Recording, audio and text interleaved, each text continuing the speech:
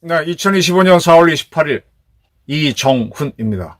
지금 보수 진영의 모든 관심은 한덕수 국무총리 겸 대통령 권한대행이 언제 총리직을 사퇴하며 대통령 선거에 나서겠다고 선언하느냐에 쏠려 있습니다. 국무회의를 끝내고 그 다음에 공직자 사퇴 마감 시간이 5월 4일이죠. 국힘당에서는 국힘당 대통령 후보를 확정짓는 게 5월 3일이니까 5월 3일, 늦어도 4일까지는 할 것이다 라고 봅니다. 할 것이라고 보는 이유는 그의 비서실장, 즉 국무총리 비서실장 손영택 씨가 4월 28일 사퇴를 사임을 했기 때문입니다.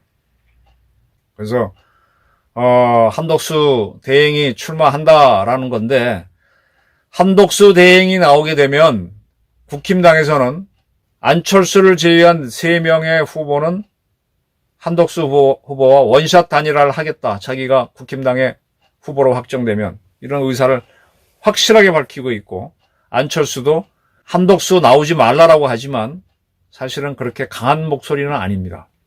지금 국힘당에서는 누가 나와도 이 국민적 신망에 있어서는 역부족이기 때문에 외부에서 누군가를 모셔와야 되는데 한덕수가 적임자다라는 게 다수 주장이죠. 이재명 민주당 대표가 90%에 가까운 득표율로 민주당 후보로 확정됐습니다. 거기에는 조직이 있고 돈도 있고 다 있습니다. 그리고 여론조사에서 여전히 1등을 달리고 있기 때문에 한덕수 정도로 국민한테 신망을 받는 사람이 와야 가능하다라는 겁니다. 한덕수 대행이 국힘당 내지는 국힘당의 후보가 당장되지는 않을 수도 있어요. 국힘당에 들어가게 되면은 바로 윤석열 대통령 정부에서 총리를 하면서 내란에 동조했다, 내란당의 대표다 이렇게 몰아붙이기 때문에 처음에 무소속으로 하다가 국힘당과 단일화할 수도 있고 또 여러 가지 방법이 있겠지만, 근데 한덕수 대행이 나오면은 아주 흥미로운 게 이낙연, 총리를 지낸 이낙연, 그 다음에 역시 민주당 정권 때 총리를 지낸 전북의 정세균 두 분이 합류할 가능성이 매우 높습니다. 호남에서는 최고의 명망가로 노무현 정부 때 총리를 지낸 고건 씨를 꼽습니다. 고건 전 총리는 나는 정치 안 하겠다 뜻을 분명히 밝혔지만은 고건 총리하고 매우 가까운 사람이 한덕수 총리입니다. 그래서 고건 전 총리가 음지에서 지원을 해주고 호남 출신 2명의 전직 총리인 이낙연 그리고 정세균 합류한다면, 그러면 호남에서 호남표가 쪼개지면서 이재명 표와 한덕수 표가 쪼개지면서 승부를 해볼 만하다. 여기에다가 추가로 민주당 정권 때 문재인 정권에서 국무총리를 했던 김부겸, 대구 사람이죠. 김부겸 씨는 반 이재명입니다. 이낙연과 비슷하죠. 김부겸 씨까지 만약에 빅텐트에 들어온다. 빅텐트에 들어와야 되죠. 그리고 이 이준석이 문제인데, 이준석과 하버드 동문이 한덕수이기 때문에 혹시 가능성이 있지 않겠냐. 이준석도 들어와야 되죠. 그러면은 거의 50대 50의 승부가 돼서 결코 이재명이 낙관할 수가 없습니다. 이렇게 빅텐트를 칠 수 있는 사람, 정세균, 이낙연, 김부겸, 그리고 이준석까지, 그리고 국힘당의 모든 후보들까지 다 땡겨서 안을 수 있는 사람은 한덕수 대행밖에 없기 때문에 한 대행이 출마를 하느냐에 모든 관심이 쏠려 있습니다. 개인적으로 한덕수 총리를 제가 만났던 거는 이분이 주미대사를 할 때 그의 관저에 가서, 대사관과 관저에 가서 이렇게 사모님도 뵙고 한 기억이 나는데 굉장히 재밌게 놀았어요. 사모님이 상당히 기억이 나요. 활달하신 분이고 그림 그리시는 분이고 세상에도 관심이 많은 분이고, 저는 아마 제가 알기로는 이 사모님이 굉장히 적극적인 걸로 알고 있습니다. 지금 민주당 이재명 씨가 집권을 한다라고 하면은 범야권이 192석, 민주당만 170석, 대통령까지 이재명. 그럼 이 대한민국은 누구도 견제할 수 없는 독재 정권이 될 겁니다. 입법 독재만으로도 대통령을 탄핵시키고 특검을 발의하고 특별 탄핵을 남발했는데 그 이상이 되겠죠. 저는 대한민국 정치를 보면서 항상 시계추의 이론, 한 번은 이겼다 졌다 이렇게 왔다 갔다 해줍니다. 누구 하나 독점하지 않도록 우리 국민들이 만들어주는데, 총선에서 민주당이 압승을 했는데 이번 대선에서 또 이재명 후보를 밀어줘서 독재 정권을 만들어 주겠느냐. 그리고 이재명은 지금 계속 사법 리스크가 따라올 겁니다. 윤 대통령이 탄핵된 이상 이제는 이재명 사법 리스크가 문제입니다. 대법원에서 전원합의체에서 공직선거법 위반 원심 확정을 해서 이재명한테 무죄를 때려준다면 그거 자체가 엄청난 반발이 될 수가 있습니다. 이재명한테는 악재가 될 수도 있죠. 저는 국제정치를 보면서 이 대불 동맹을 떠올립니다. 불은 프랑스죠. 대프랑스 동맹. 이게 1800년대 후반, 1900년 초반까지인가요?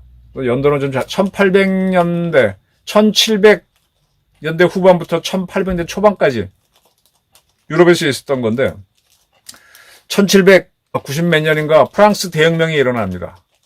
그래서 루이 16세하고 마리아 앙나레트를 처형하면서 유럽의 핵심 국가인 프랑스가 군주정을 끝내고 공화정으로 갑니다. 그때 공화정에 찬동했던 사람들이 불렀던 노래가 라 말세유. 아주 잔인한 노래죠. 군주의 목을 따자 이렇게 부르는 그런 노래입니다.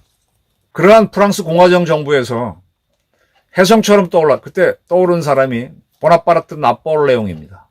원래는 이탈리아 땅이었죠. 근데 그걸 프랑스한테 팔아가지고 프랑스 영토가 된 시칠리아에서 태어났죠. 자기의 할아버지인가 아버지가 그 시칠리아의 아주 유명한 집안이었기 때문에 프랑스 사람이 됐습니다. 사실은 이탈리아계죠. 때문에 프랑스 육군사관학교에 들어왔을 때 주목받지 못했지만 굉장한 천재적 능력을 발휘해서 전투를 굉장히 잘 치렀죠. 그러면서 공화국이 된 프랑스에서 가장 위대한 장군으로 떠오릅니다. 그때 프랑스에서 공화정이 일어나면서 군주를 죽이고 하니까 주변 국가들의 군주가 깜짝 놀라죠. 그래서 프랑스 공화 세력을 막기 위해서 싸우는데 이 전투를 나폴레옹이 다 이겨냅니다. 그리고 오히려 영토를 확장해버리죠. 나폴레옹의 전승은 대단했습니다. 그런 그가 한참 잘 나갈 때 오스트리아 제국에 있었던 유명한 작곡가가 베토벤입니다. 베토벤은 자기는 군주가 있는 나라에, 황제가 있는 나라에 살고 황제를 위해 음악을 만들지만 우리도 공화정을 해야 된다. 신지식인으로서 거기에 동감해서 나폴레옹을 위한 교향곡을 만들죠. 그게 영웅입니다. 나폴레옹한테 바치려고 했는데 이걸 거의 다 완성하고 난 다음에 나폴레옹이 프랑스 황제에 취임하니까 나폴레옹에 바친다를 다른 사람한테 바친다라고 바꿨죠.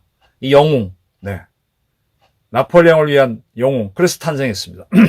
이렇게 황제가 됐다가 그가 또 쫓겨나죠. 그래서 대서양에 있는 엘베섬에 있다가 다시 나와서 싸우게 되는데 이때 프랑스의 이를 막기 위해서 유럽 여러 나라들, 영국, 프로이센 등등이 모여서 만든 게 대불 동맹입니다. 대프랑스 동맹. 이게 1차, 2차, 3차, 4차, 5차, 6차, 7차까지 만들어집니다.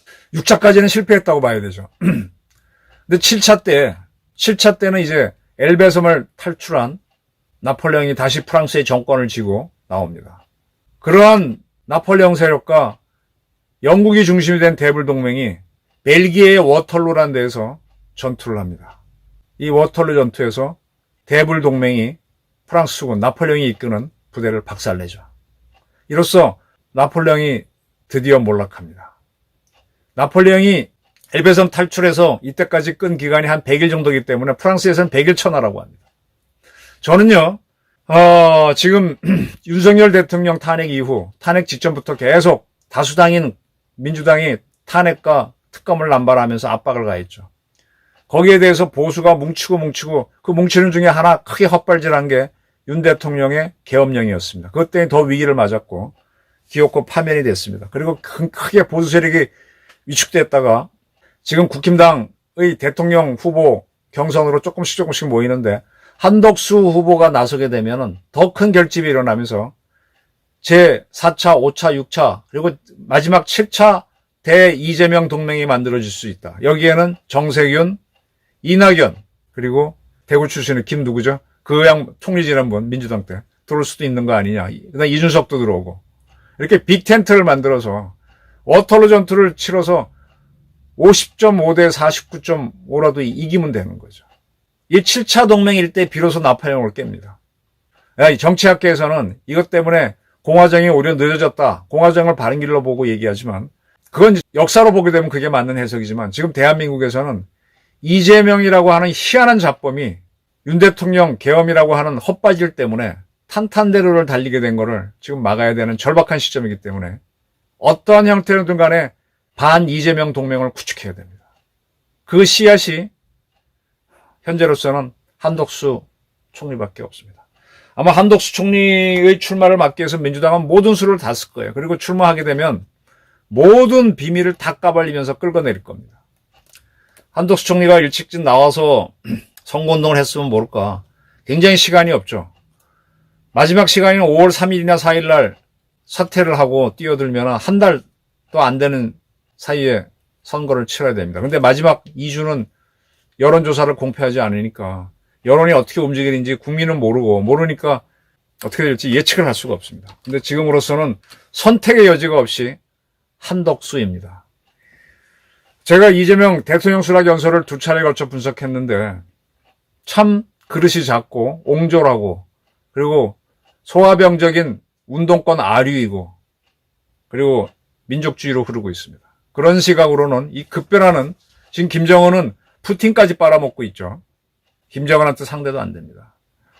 한덕수 대행은 숱한 경험을 치렀고 행정가로서는 할 거 다 해봤죠. 만인지상 1인 지하 그리고 주미대사까지도 해보고 장관도 해보고 짧게나마 대통령 대행도 해왔습니다. 옛날에 황교안 대행은 박근혜 대통령이 탄핵되었을 때 파면되었을 때 출마하라고 했을 때 고사를 했습니다. 그리고 지금 와서는 굉장히 강한 시민운동을 하고 있는 걸 보면서 전 되게 유감스러워요. 그때 하지 지금 왜 그렇게 더군다나 선거 부정운동 너무 강하게 나오고 있는데 저는 한 대행은 황교안 대행의 뒤를 밟지 말고 국가에 대한 마지막 봉사로서 한번 총력을 기울여 달라. 그러면 저도 돕고 아마 많은 국민들이 돕지 않겠나라고 생각합니다. 워터로 전투 때 사실은 대불 연합군이 이기기 어려웠었죠. 근데 그때 진짜 기적적으로 비가 왔어요. 비가 오는 바람에 땅이 질어지니까 그때는 이 포병을 잘 움직이는 게 나폴레옹 전법이잖아요. 나폴레옹이 포대로 움직이려고 하는데 질척거려서 잘 움직이지 않았어. 늦게 움직였고. 그 다음에 후속 부대가 늦게 와버렸죠. 땅이 질어지는 바람에. 그러한 어떤 천우신조가 와서 이겼습니다. 저는 이재명이라고 하는 희한한 잡범, 5개 재판을 현재 받고 있는 그런 사람이 대한민국 대통령이 돼? 야. 그리고 어떻게 북한을 대변하려고 하는 국회의원들이 질비한 그런 민주당이 대한민국을 또 이끌도록 또 아무리 국민들이 선전선적에 속아 넘어가도 그렇지. 총선에서는 다수당을 줬더라도 대통령까지 줘. 저는 굉장히 회의를 하고 있는데 한덕수 대행이 출마 선언을 해서 대불동맹처럼 반 이재명 연대를 만들어 기적적인 승리를 하기를 앙망하는 바입니다. 감사합니다.